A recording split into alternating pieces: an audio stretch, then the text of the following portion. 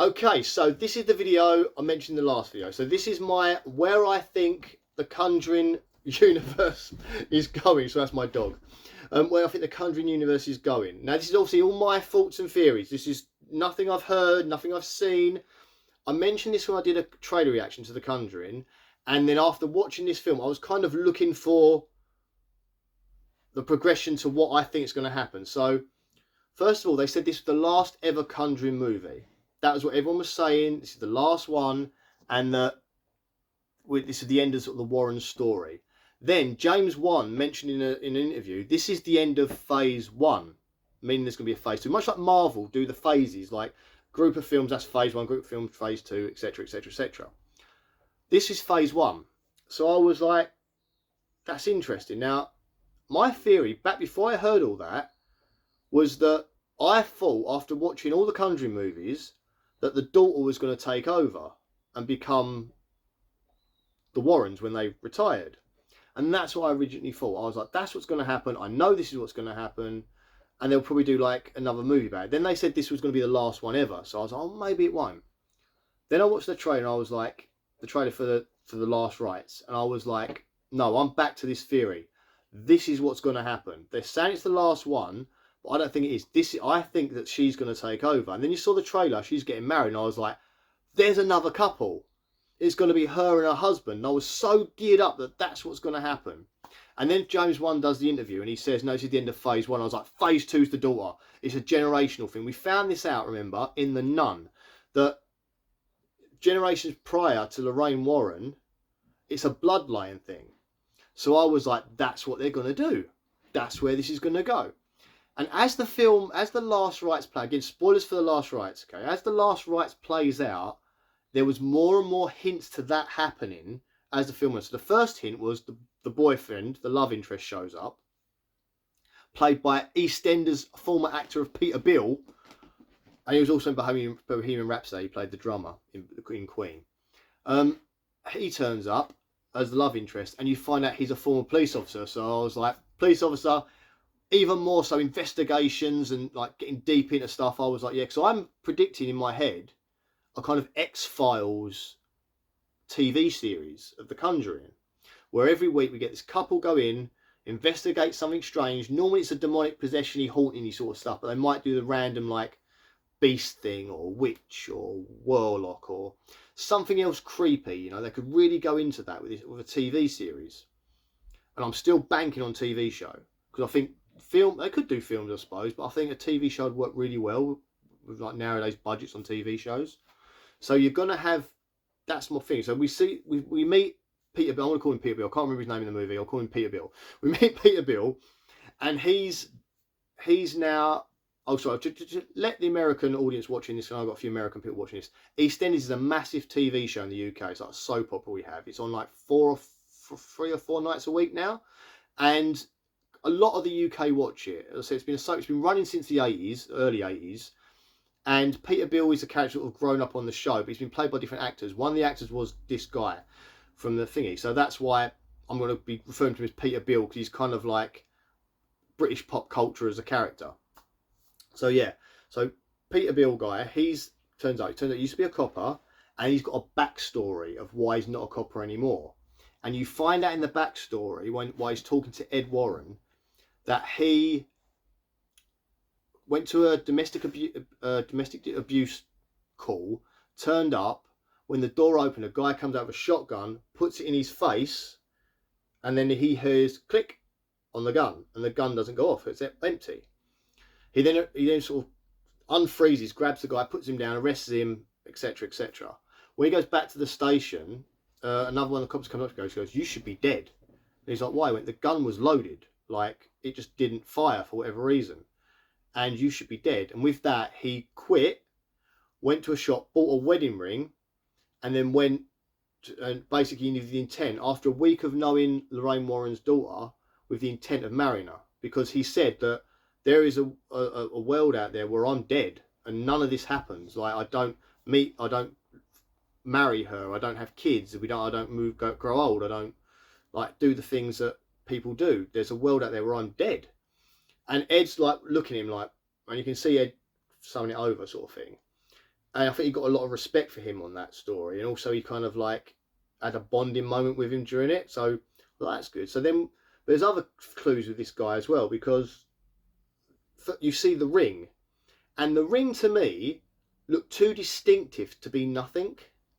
It was a very, it kind of had like a green cross in it, the ring. It didn't look like a wedding engagement ring. It was a nice ring. It had like a little green cross in it. I was like, that looks special. And I was like, that could be a future episode of the TV show that's saying about that ring that's possessed or something. Or it's something spiritual about the ring. So I was kind of interested in that.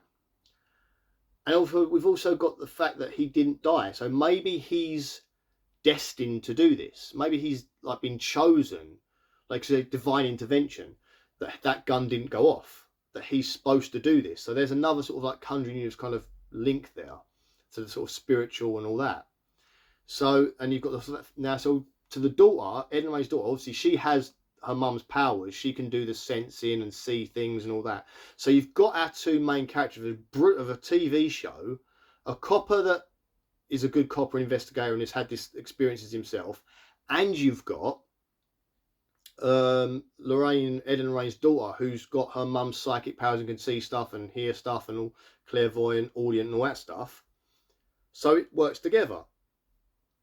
So then as the film goes on, we see more of the bonding between Ed and this kid, and the Lorraine basically telling her daughter by the end of the movie to open up yourself to these powers. Just because before she tended to like block it out, forget it, ignore it, let it go away. Now she, at the end of the film, to defeat the demonic presence at the end of the movie, she tells her, open up, let it all go, like thingy, and she does. So she's got the powers and stuff. We then see there's another bit later on that sort of like, I was like, oh, where at the end of the film, it's sort of, you see sort of Ed talking about the possessions and stuff in like a college setting, and the son-in-law is there watching the whole time, just sort of, you can see him taking it all in. Like, he's now going to become the Ed Warren, so he's going to learn all this stuff, the demonology side of it, and it's going to be on him. We also get the scene at the end where Ed hands the keys over to him, and that's a rite of passage. That to me is your turn now. You know, he gives him the keys to the room with all the demonic stuff in it, the Warren's collection, which is now owned by the comedian Matt Rife, by the way, in real life. But so he's going to be in the TV show later on. So he hands the keys over to him, and he's like, you're part of the family now, like you can lock up. And he's walking around a bit, he's looking at Annabelle and he's looking at all the stuff, and you can see him sort of taking it all in. So you've got him and her moving forward are going to be this is where I don't know. This is just me having a fan theory thoughts and what I would do if I was in charge. We'd have a Conjuring the TV series, and it's literally every episode something weird happens, and it leads to sort of like them solving the case by the end of it. So we know Ed and Lorraine Warren themselves had thousands of cases over the years. We've only seen 3 films of those cases and snippets of the others. They could use some of Ed and Lorraine's stories and just put it to the next generation. So we've got a TV show now going on from 86, and it could go into the 90s. You could go all the way through the late 80s to the early 90s. You could use true haunting stories, change a few names, and that could be episode by episode. You could have some creepy stuff. You could have some mad stuff, and you could use elements from that time period, the late 80s, early 90s, as part of it as well. And I thought that was a great idea for a TV show. And then, so I was like, and I think that's where they're going to go. Phase 2 for me should be a TV show where it follows Ed and Lorraine's daughter and her husband as they take over the career. You could have guest appearances from Ed and Lorraine Warren randomly, like a phone conversation, because there was something she also mentioned is that Lorraine said at the end of the film that they do phone consultations. They don't go out investigate anymore because they retired from that after this movie, as we know. After the events of what happened in this movie, they retire and finish.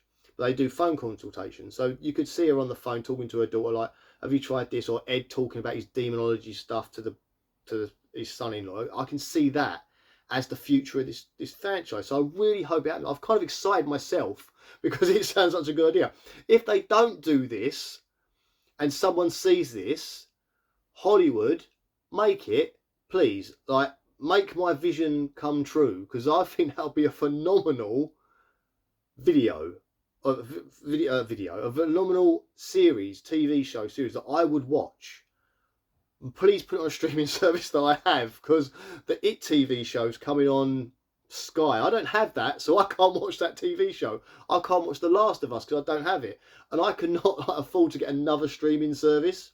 And if I did, my wife would kill me. So I'm kind of like just waiting for DVDs now to come out of these TV shows to watch them. And I know the It one's coming soon. I'm gutted that I can't watch it. But I get Alien Earth on Hulu, on Disney Plus, sorry. So that's good. Gets the Alien Earth. That's tomorrow, isn't it? So yeah, but I really wish I could get the It TV show. So I'm hoping The Conjuring, when they do that, it goes on Disney Plus or Netflix or whatever. But they could do films. They could just do loads of films off the back of this, using those two characters playing Junior Warrens, if you want to call them that. They could do that, right? They could do a film series. So you like every film's a different case and that. But the reason I like the idea of a TV show so much, so like an hour-long episode and do like 8 to 12 episodes and have it lead to something. So maybe there's like something that connects all the episodes together, or you see it go like the Buffy used to do. You know, we had the one big bad villain and all these separate stories or different things she'd encounter, but there was like a running like big bad villain that would build to the end. Whether it be like in Glory, I think was one of them, and Spike and Drew, and the Master, and it was always like a big bad villain that she had to fight at the end. But all the episodes led up to that. They could do that so well with this. You could have like one demonic presence that's sort of hanging over him, and it could do that wedding ring that she got. That could be a mass part of it, because it just, that ring to me looked too unique. It wasn't just like a diamond ring or engagement ring with a diamond bit on the top. It wasn't that. It was like, it looked different, and I was like, that's got to be something coming up. So I was like, that could be a story. You could find out why he was spared. That's another episode of the TV show. You could find out about how she survived, when, because obviously we see at the beginning of The Conjuring Last Rites, spoilers, that she was born, pretty much stillborn really. She had the umbilical cord wrapped around her neck, and she was dying, and she died when she was born, and then she sort of miraculously sort of came back to life after Lorraine was sort of holding her. The doctor said, "That's sorry, that's it." Lorraine's holding her, going, "Please come back, please, Lord," and she came back. So maybe the fact that these two people that shouldn't be here are now here and are together. And then if they have a kid, that kid should also never have been there, because she should have died during childbirth. He should have died when that gun went off. Yet here they are. So I was like, there's so much you could do with this going forward that it will be a wasted opportunity if that's not where they go. And I said, you can then get cameos from the actors that played Ed and Lorraine Warren. You could get cameos from people from, maybe they go back to Enfield. I mean, all this stuff didn't happen. They could dramatise the whole thing, but just using elements of real stuff, just tiny little elements of them, sort of like Texas Chainsaw Massacre and Psycho are elements of Ed Gein. And that's another TV show coming out soon, or a film, whatever it is, on Netflix, Ed Gein one. Because they used elements of what happened with Ed Gein and made movies out of them that were completely different stories. They used a little element of each one. You could look at true haunting cases. There's billions of them out there. You could go through the whole like back history of all the haunting stuff in America. You could bring them to England. There's so much over here. I mean, I live down the road from Pluckley, the most haunted village I think there is. And there's haunting stuff everywhere. Like, so they could do things like that. Go to places.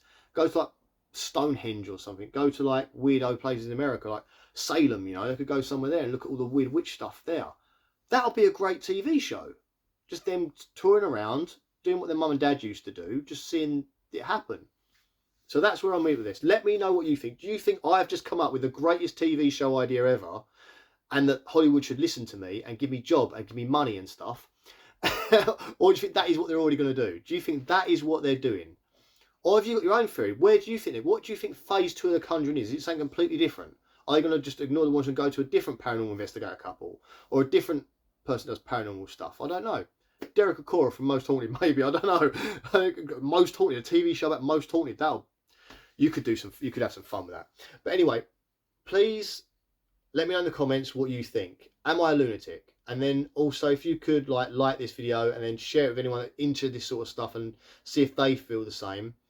And if you like these videos, obviously go to the notification. I have just done a review for The Last Rite, so that was the previous video to this. If you look down the list of the video stuff, you'll see it, etc. Anyway, thank you guys so much for watching. It's been a pleasure sort of sitting here just ranting out my thoughts and feelings. So I try and tell my wife this stuff, and she's just like, what are you talking about? I don't care. But I'm like, oh, I'm like that meme with a guy who's got the map and all the string behind him. I'm going, but then this could happen. And she's just sitting there like, okay, dear. So it's just me getting it out more with hopefully an appreciative audience in a way. But anyways, again, thank you very much for watching. I'll see you all guys very, very soon. Bye.